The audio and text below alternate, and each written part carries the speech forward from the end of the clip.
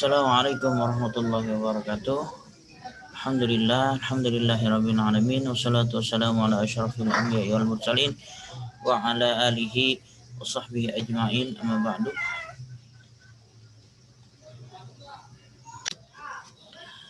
Alhamdulillahirabbil alamin. Kita akan membahas bab tentang berempati itu mudah, menghormati itu indah. Baik, jangan lupa nanti kalian like videonya, terus kalian komentar, mau boleh dengan pertanyaan, boleh dengan kesimpulan apa yang kalian dapatkan misalnya di true story kalian, itu boleh bebas. Yang penting jangan kayak oke pak, mantap pak, nanti komen yang bagus-bagus.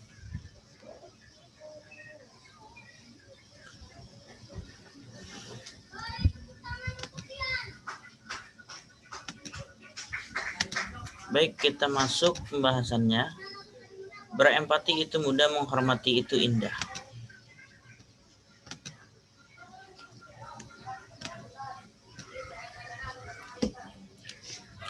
Empati adalah keadaan mental yang membuat orang merasa dirinya dalam keadaan atau perasaan atau pikiran yang sama dengan orang lain. Empati diartikan sebagai kemampuan untuk menyadari diri sendiri atas perasaan seseorang, lalu bertindak untuk membantunya. Kemudian dalam bahasa sederhana, empati ikut merasa dan turut membantu. Jadi keadaan mental itu misalnya ada seorang yang mengalami musibah. Nah, seorang yang berempati pasti dia akan ikut merasa seperti orang yang tertimpa musibah. Dan bukan cuma ikut merasa aja, tapi dia ikut bertindak membantu. Misalnya, contoh dia membantu dengan uang sumbangan, atau dengan pakaian yang layak pakai untuk korban-korban yang terkena bencana banjir atau longsor.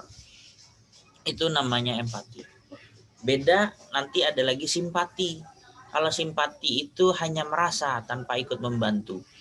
Jadi kayak turut berduka cita, tapi nggak ikut empati. Kalau empati misalnya datang takziah atau misalnya apa dan lain-lain. Kalau simpati hanya sekedar turut berduka cita atas musibah banjir gitu. Itu simpati. Kalau empati dia sampai ada actionnya lah bahasanya gitu ya. Kemudian dalil nakli empati ada di Quran surah An-Nisa ayat 8.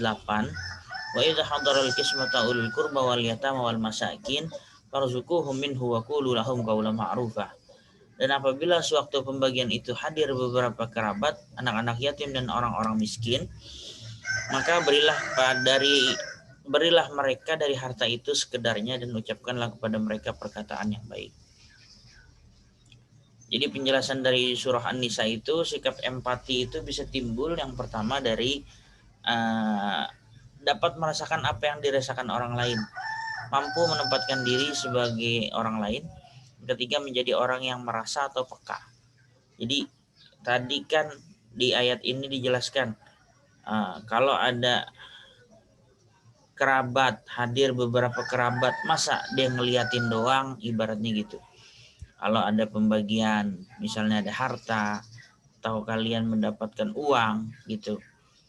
Nah, itu melihat kerabat-kerabat kalian yang tahu kalian dapat uang, ya berempati, apalagi keluarga mereka harus dibantu. Itu contohnya. Anak yatim, orang-orang miskin. Gitu. Kasih sekedarnya. Ucapkan dengan perkataan yang baik, doain mereka. Gitu ya. Jadi menjadi orang yang peka. Kemudian hadis tentang empati, al-mu'minu lil mu'mini kal bunyan. Yashuddu ba'duhu ba'da. Al-mu'minu, orang mukmin, lil mu'mini, dengan orang mukmin yang lain, kal bunyan. Bunyan itu artinya sebuah bangunan. Jadi orang mukmin dengan mukmin yang lain bagaikan sebuah bangunan. Yashuddu ba'duhu ba'da. Sebagian menguatkan sebagian yang lain. Hadis riwayat Bukhari. Nah, jadi penjelasan hadis tersebut adalah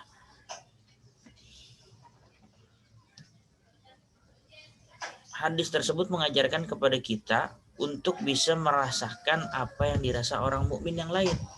Apabila ada orang mukmin yang sakit, kita merasa sakit. Apabila gembira, kita merasa gembira.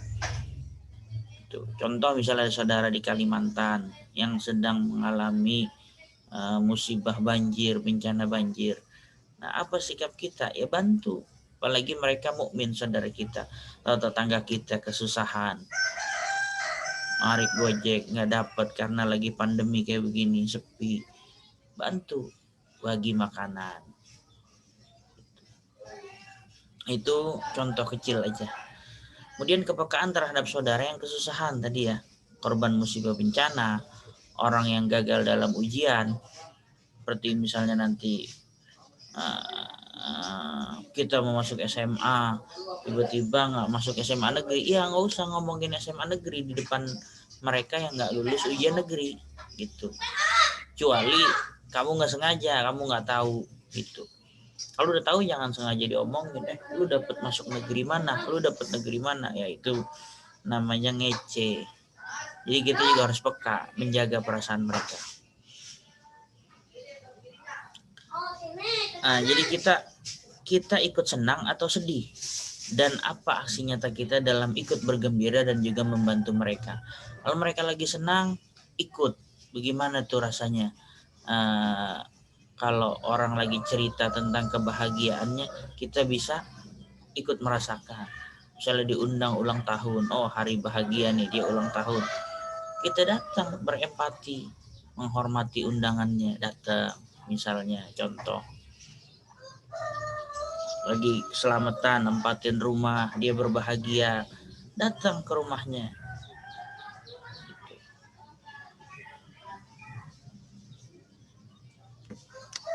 Kemudian perilaku empati terhadap sesama dapat dalam kehidupan sehari-hari dapat diwujudkan dengan cara yang pertama, peka terhadap perasaan orang lain. Kemudian yang kedua, jadi peka itu orang lain lagi ngerasain apa nih. Kalau orang lain yang diomonginnya lagi nganggur, nggak usah membanggakan harta kalian. Wah, gue kerjaan gue mau begini, gue mau nyari duit aja mah gampang, gue tinggal nongkrong doang mah, gue ada kerjaan. Jangan kayak begitu, kita harus peka. Kemudian membayangkan seandainya aku adalah dia, kita jadi dia bagaimana? Kalau jadi dia, misalnya ada orang yang pengemis, gimana kalau kayak begitu? Dan pengemisnya kita tahu emang bener-bener pengemis, bukan pengemis yang kadang-kadang ada emang yang memanfaatkan itu. Yang penting kita husnuzon aja, kalau kita memang mau membantu, bantu. Kalau nggak membantu ya nggak usah kita kata-katain, kita doain. Mudah-mudahan dia sadar kalau yang dia berpura-pura. Kemudian berlatih mengorbankan milik sendiri. Harta kita boleh nyari susah-susah, tiba-tiba ada orang yang kena bencana, kita kasih. Itu ujian buat kita. Kita berani gak tuh berkorban dari harta kita sendiri gitu. Jadi banyak orang yang kaya hartanya, seperti Korun, pelitnya nauzubillah min dzalik. Hartanya emasnya seabrek-abrek, bahkan kunci harta karunnya itu bisa sampai bergerobak-gerobak. Itu kuncinya bagaimana hartanya. Tapi dia nggak mau zakat, nggak mau sedekah, maunya pamer dengan kekayaan yang dimiliki. Gitu. Jangan sampai kita menjadi orang seperti Korun. Dan yang keempat, membahagiakan orang lain. Jadi kalau kita udah punya sifat membahagiakan orang lain, kita nggak pengen orang lain sedih, kita nggak enakan sama orang, bagus juga. Bagus, itu sifat bagus. Jadi ketika ada tamu ke rumah, kita hormati, kita berempati kepada tamu tersebut, kita layani dengan baik. Itu contohnya begitu. Perilaku empati dalam kehidupan sehari-hari. Kemudian lanjut kita bahas tentang kenapa sih kita harus menghormati kedua orang tua kita. Orang tua merupakan keramat yang wajib kita hormati dan patuhi. sayangi, dan layani. Jadi jasa mereka sangat besar, sehingga kita tidak dapat menghitung dan membalas jasa mereka. Bahkan sampai ada yang bilang, lu pergi haji 7 kali bolak-balik, gendong itu orang tua, nggak bakalan kebayar tuh pahala, maksudnya jasa orang tua kita kepada kita. Pergi haji bolak-balik kita gendong, itu nggak bisa kebayar. Itu luar biasa jasa orang tua buat kita. Apa aja sih, kenapa sih kita harus menghormati kedua orang tua kita? Yang pertama, alasannya antara lain jasa-jasa mereka. Orang tua kita yang membuat kita atas izin Allah bisa lahir ke dunia ini. Tanpa salah satu dari mereka, kita nggak akan ada dan lahir ke dunia ini. Jadi nggak bisa kita misalnya sayang ke salah satu orang tua aja, sayang ke ayah doang, sayang ke ibu doang, nggak boleh. Karena tanpa ayah kamu nggak lahir, tanpa ibu kamu nggak bisa lahir. Gitu. Kamu pengen, coba orang tua gue dia. Kalau misalnya ibu kamu nikahnya sama siapa? Contoh, Maher Zain. Ibu kamu nikah Maher Zain, saya punya pengen ayah kayak Maher Zain. Ya lahirnya bukan kamu. Karena ibu kamu nikahnya dengan ayah kamu, maka lahirlah kamu. Itu orang tua kita. Dan kita harus hormati karena apa? Karena kita nggak bakalan lahir kalau mereka tidak bertemu, tidak bersatu. Jadi nggak bisa kita sayang ke salah satu, harus dua-duanya. Maka durhaka orang-orang yang anak atau anak-anak kita sebagai anak yang benci kepada kedua orang tua. Bagaimana kita bisa membenci kalau kita aja ada karena mereka? Tuh, kita harus camkan itu, kita harus ingat-ingat. Jadi ketika kita mau marah sama orang tua atau ada sifat orang tua kita yang kurang-kurang, kita bakalan ingat, oh iya, kita bisa menghirup udara di dunia, kita bisa lahir, kita bisa ngelihat ini, ngelihat itu. Semuanya atas izin Allah, tapi lewat perantara orang tua kamu. Kemudian yang kedua, ibu mengandung dengan penuh susah payah, melahirkan dengan mempertaruhkan nyawa. Jadi ibu udah mempertaruhkan nyawa antara hidup dan mati, wahnan ala wahnin, dalam keadaan yang selemah-lemahnya. Jangan sampai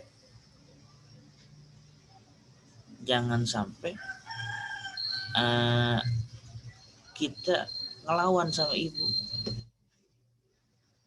Ibu tuh luar biasa tuh, udah mengandung susah payah. Ayah gimana? Ayah yang nyari nafkah, ibu dikasih nafkah sama ayah buat jajan tuh, buat beliin susu kamu dari mulai hamil, keperluan kehamilan dibeliin semuanya. Itu ayah tuh luar biasa.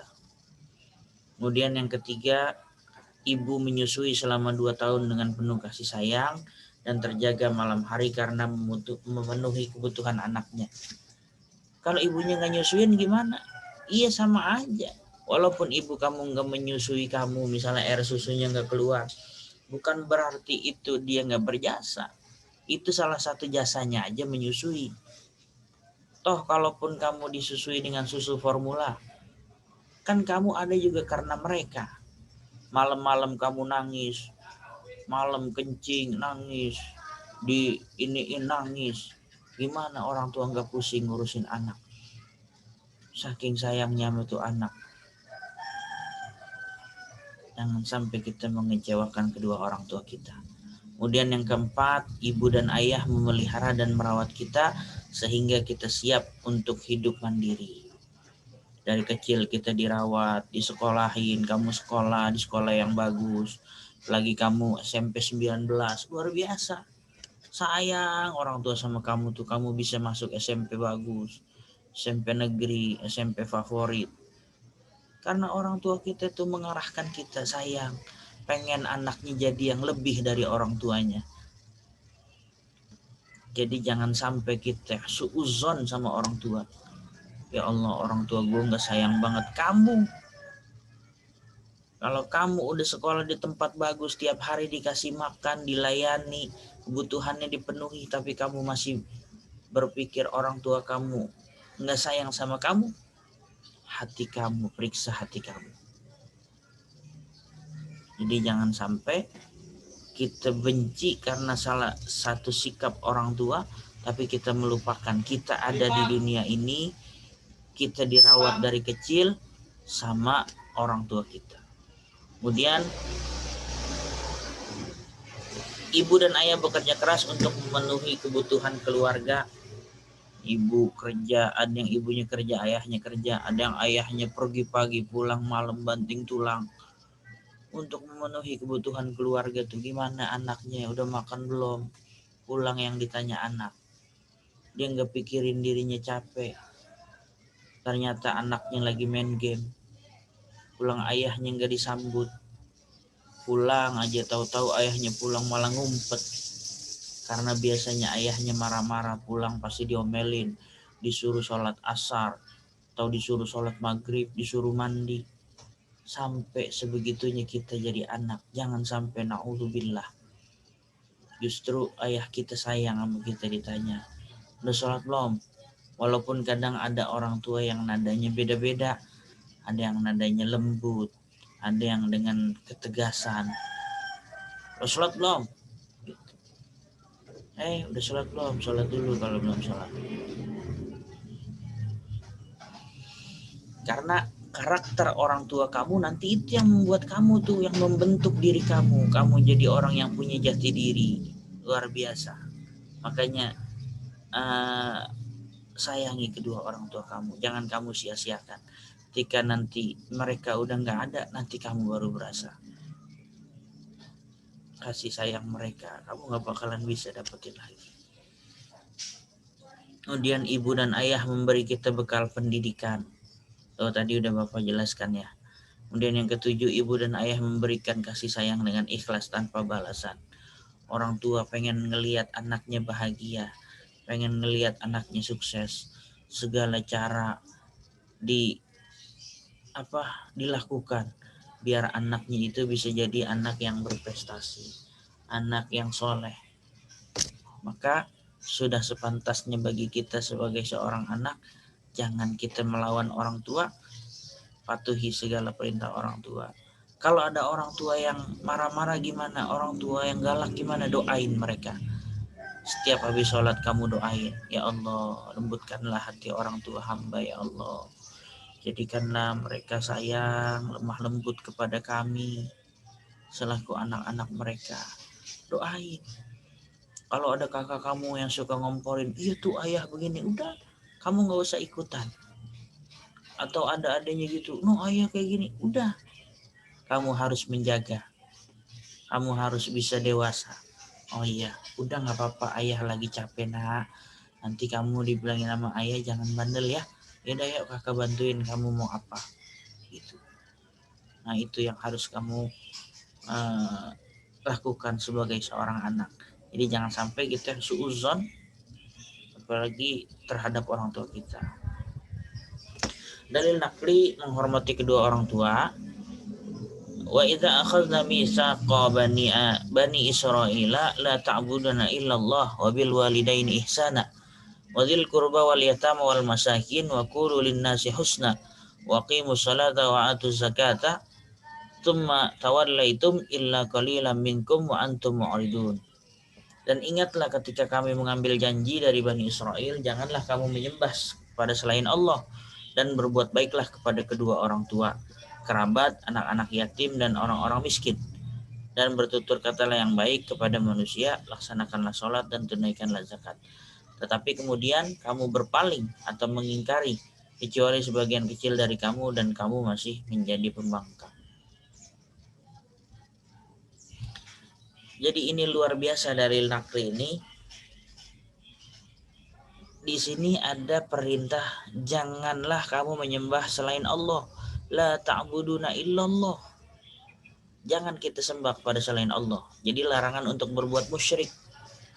Jangan tuh kita sembah selain Allah.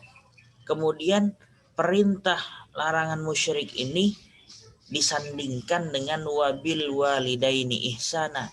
Ini yang garis bawah. Dan berbuat baiklah kepada kedua orang tua. Maka kedudukan orang tua ini sangat tinggi. Allah yang mengangkat derajat orang tua kita tuh.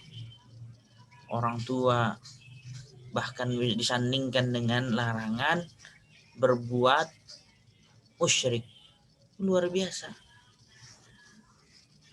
Jadi ini ayat sebagai pesan nih buat para anak. Maka berbuat baiklah kepada kedua orang tua. Lemah lembut. Orang tua ngomongnya kasar, kita lembut. Jangan kita ikutin orang tua kita. Mungkin emang logat dia begitu. Nah, kita harus yang udah berpendidikan, yang udah dikasih pendidikan, yang udah belajar adab, udah belajar akhlak. Kasih tata krama yang bagus. Kasih akhlak yang bagus ke orang tua kita. Karena kedudukannya sangat tinggi, disandingkan dengan larangan perintah berbuat musyrik. Kemudian hadis menghormati kedua orang tua.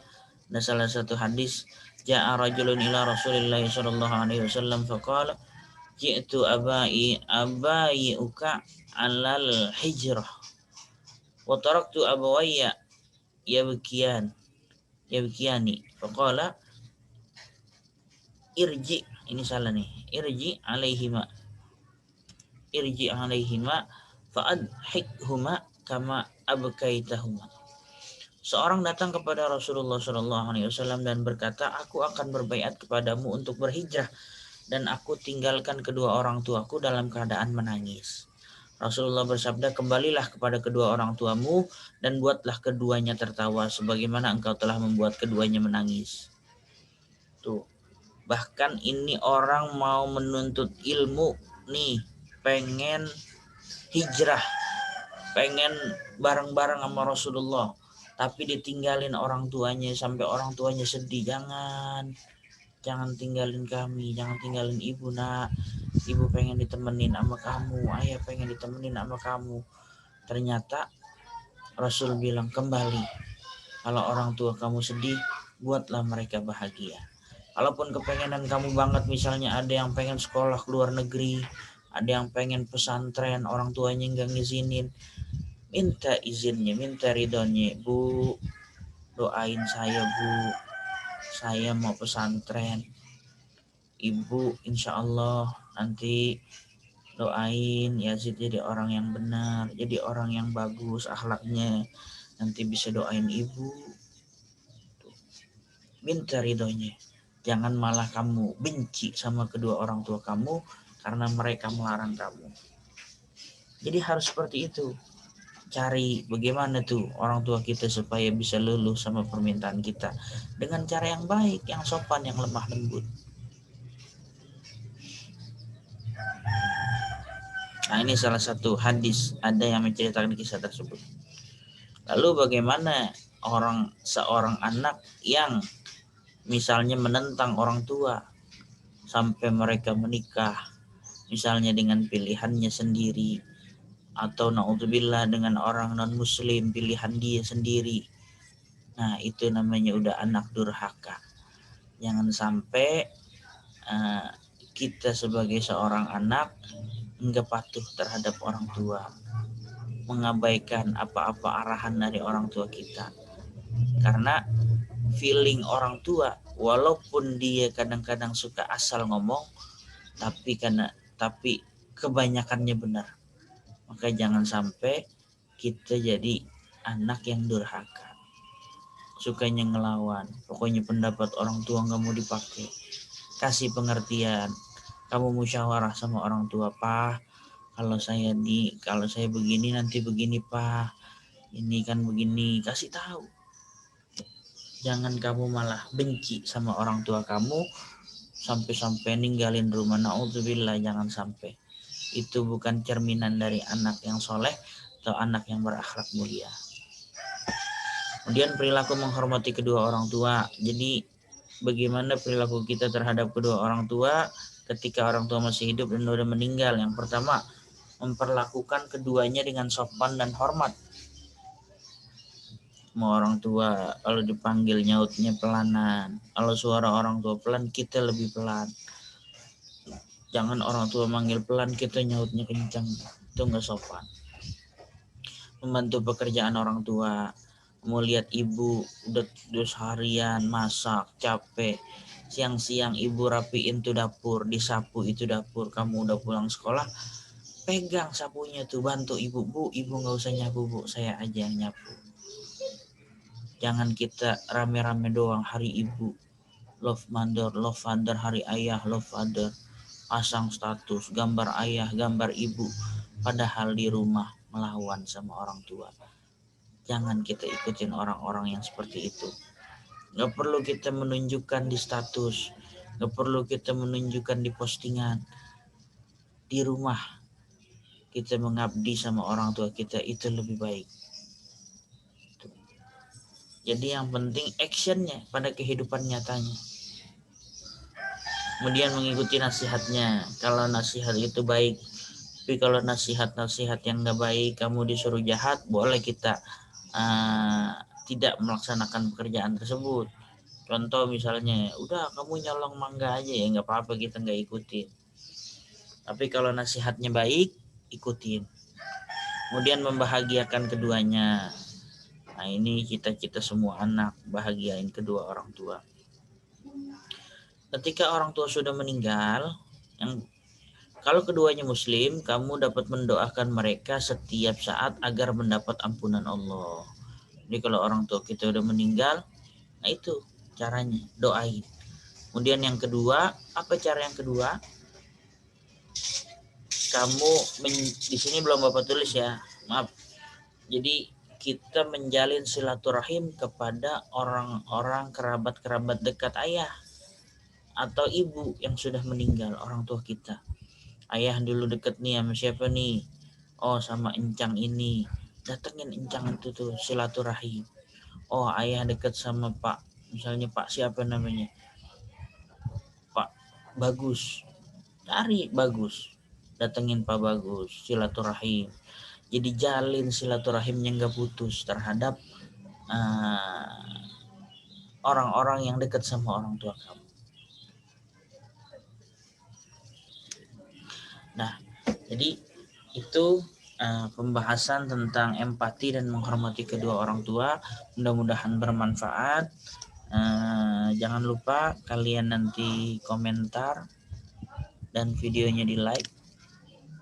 Mudah-mudahan kalian juga mau subscribe juga channel Bapak buat bantu belajar kita. Jadi biar lebih semangat lagi Bapak bikin videonya ya. Mudah-mudahan kita bisa menyebarkan hal-hal baik semuanya. Subhanakallahumma bihamdika asyhadu an la ilaha illa anta astaghfiruka wa atubu ilaik. Bismillahirrahmanirrahim. Wal 'asri innal insana lafi khusrin illa alladziina aamanu wa 'amilus shalihati wa tawassaw bil haqqi wa tawassaw bis sabr. Hadanallahu wa iyyakum ajma'in. Wallahul muwaffiq ila aqwamit thoriq. Wabillahi taufiq wal hidayah. Assalamualaikum warahmatullahi wabarakatuh.